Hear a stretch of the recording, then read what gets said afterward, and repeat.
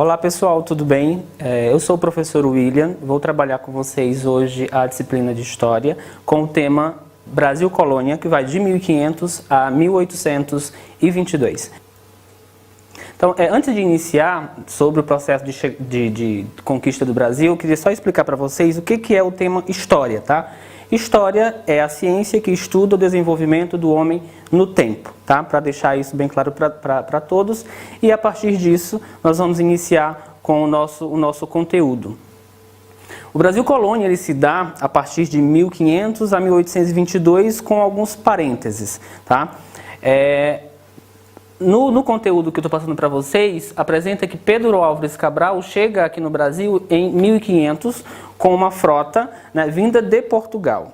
No entanto, dentro desse processo de chegada dos portugueses, vai existir um contexto histórico para que isso de fato venha a acontecer.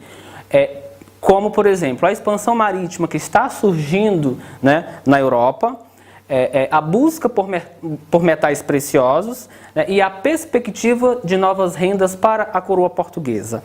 Dentro deste cenário, é importante ressaltar que, antes da chegada de Cabral no Brasil em 1500, Portugal já fazia transações e negociações na costa africana, tá? Antes de 1500.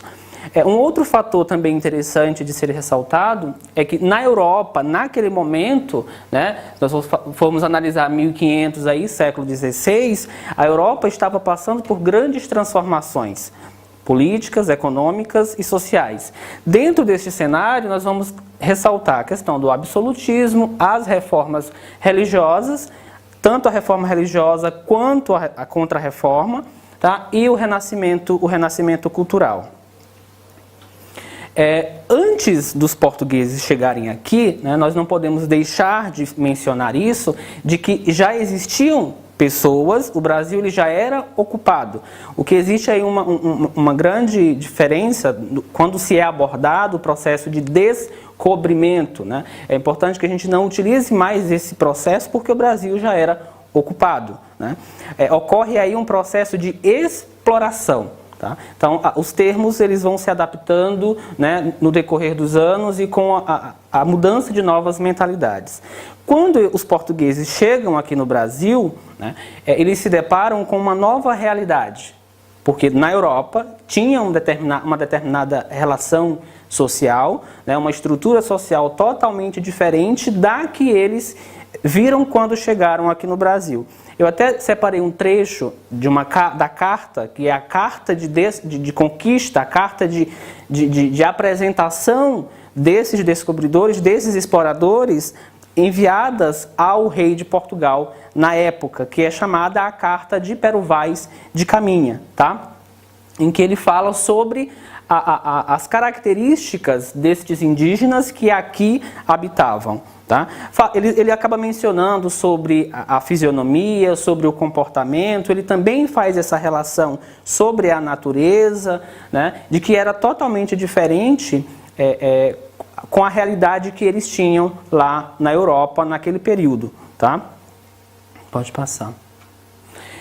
Eu acabei separando esse gráfico para vocês, essa tabela, justamente para mostrar que quando os portugueses chegaram aqui, né, em 1500, nós tínhamos aproximadamente 3 milhões de indígenas, ou seja, 3 milhões de pessoas já habitavam este território, né? A gente não pode entrar naquela briga de que a história surge em 1500 ou começa a acontecer em 1500, pelo contrário. A história do Brasil vai muito além disso, ou seja, muito antes da chegada dos portugueses aqui neste período, tá? Então, de 1500, se nós formos analisar, nós tínhamos quantos índios aproximadamente? Esses dados são os dados obtidos pelo site da FUNAI, tá? Vocês podem depois conferir lá no site. 3 milhões de indígenas. Pelo último censo, né, de 2010, que foi realizado pelo IBGE, a nossa população indígena chega a 817 mil habitantes, ou seja, ocorreu uma queda, né, catastrófica em relação aos primeiros números que nós tínhamos. Tá? E o que acontece com essa queda? A gente tem que levar em consideração que o contato com o europeu trouxe para o índio? Doença e automaticamente a morte desses índios, não só por doenças, mas por outros fatores, né? A questão de conflitos também influenciou bastante, tá? Nesse primeiro contato entre portugueses e os indígenas, né, vai ocorrer uma relação de trabalho, né, e essa relação de trabalho, a princípio, vai ser chamada vai ter uma característica não de escravidão, mas uma relação servil, em que o indígena vai prestar um serviço para o português. Então, de 1500 até 1530, o Brasil ele não foi povoado, né? Ele foi explorado apenas com a extração do pau-brasil, né? E aí quem que vai fazer esse trabalho? O índio. O índio é que vai fazer essa extração da madeira, vai deixar no litoral, o português vai vir aqui e vai retirar essa madeira lá no litoral nas chamadas feitorias. Essas feitorias, ela tinha a função de depósito da madeira, mas também os feitores tinham a função de fiscalizar o litoral brasileiro, tá? A partir de 1534, aproximadamente, o rei de Portugal sentiu-se na necessidade de iniciar, de fato, um processo de colonização mais efetiva. E aí ele cria um sistema chamado de capitanias hereditárias. Esse sistema não vai ser eficaz, né? As únicas duas capitanias que vai dar certo, que vai funcionar, e seria as de Pernambuco e São Vicente, tá? Mas ele vai fazer uma distribuição, né, administrativa, né, para os donatários, pessoas ligadas à coroa, pessoas de poder na época, que vai ficar responsável para produzir alguma coisa naquela propriedade, né, e dar lucro para a coroa portuguesa. Porque, a princípio, o único objetivo de Portugal com o território brasileiro era extrair alguma coisa, era obter lucro, tá? Nós não éramos um país nessa época, nós éramos um território que pertencíamos a uma metrópole, e essa metrópole era Portugal. Só para mostrar para vocês, né, a divisão dessas capitanias, tá? Como eu mencionei há pouco, as únicas que funcionaram e que deram certo foram as capitanias de São Vicente e de Pernambuco, tá? Com a extração do pau-brasil, e começou a partir de 1533, 1534, um projeto de implantação de um novo sistema de produção que vai ser chamado posteriormente a produção da cana-de-açúcar. Mas isso só vai ser eficaz mais à frente, tá? Com o fracasso das capitanias hereditárias, né, a questão da divisão administrativa, o governo português vai criar um novo sistema chamado de governo geral.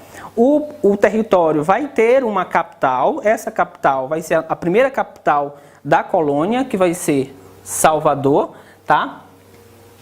E teve um outro fator importante também, né, o apoio religioso, que nós não podemos deixar de mencionar, que é a influência da igreja nessa colônia, tá? Por quê? A igreja estava passando por um momento, né, de reforma e contra-reforma na Europa, e a obtenção de novos fiéis. Então, quanto mais fiéis eu tenho, mais poder eu tenho, e automaticamente mais riqueza eu vou obter também nesse processo, tá? Entre os principais governadores da época estão Tomé de Souza e Mendes Sá. A questão do ciclo da cana-de-açúcar. A cana-de-açúcar, ela foi implantada no Brasil justamente para substituir aí uma crise que começou a surgir com a produção lá, com a extração do pau-brasil do território brasileiro. Por que eles implantaram a cana-de-açúcar? Era algo que já estava dando resultado na costa africana, tá? Só que Portugal, a coroa portuguesa, não tinha recurso suficiente para implantar isso aqui no Brasil.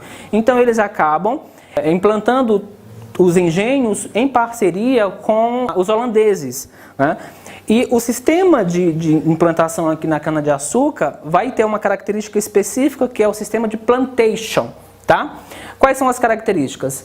Grandes propriedades, ou seja, latifúndio, né? A monocultura no caso dedicada apenas a uma produção, que seria a produção da cana-de-açúcar, né? E a mão de obra aí começa a ser a mão de obra escrava. Tá? É importante ressaltar que é nesse período que a sociedade colonial começa a ter uma influência muito grande dos europeus, entre holandeses, portugueses. Tá? A sociedade nessa época era uma sociedade agrária, lembrando que nós estamos falando aí de Brasil do século XVI, século XVII. A sociedade era estratificada, com pouca mobilidade social. Ou seja, se eu sou escravo, raramente eu vou ser um senhor de engenho. É como falamos na Idade Média, se eu sou pobre, eu vou morrer pobre, não tenho como migrar para uma outra classe social. Tá? O símbolo máximo do poder aí era a casa grande, e a sociedade na época era uma sociedade patriarcal, tudo girava em torno do senhor, do pai de família. Então ele era o dono, ele era o coronel, ele que acabava gerindo todo o engenho. Aqui nós temos algumas imagens da sociedade açucareira do Brasil na época, tá? De trabalho escravo, na qual vocês podem perceber. Então, pessoal, essa foi a nossa aula de hoje. Nós daremos sequência no tema Brasil Colônia na próxima aula com o tema União Ibérica. Muito obrigado.